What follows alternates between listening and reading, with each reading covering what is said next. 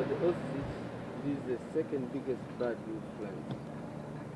Ostrich doesn't fly, does it? Ostrich doesn't fly.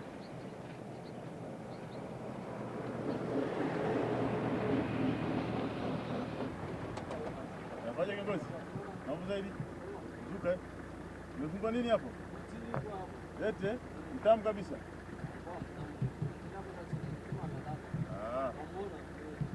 Sharubu. Sharubu wapi? Pembe au sharubu? Pembe hujasikia. Kilima cha Mara mbona sio kuna sharubu?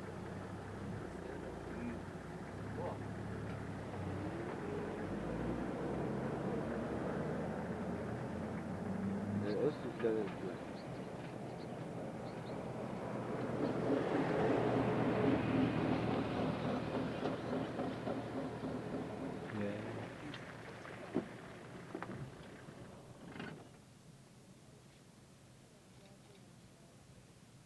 So now he's putting the grease on his feathers so that it's approaching the rain season. So when it's rain, the rainwater will flow over the feathers.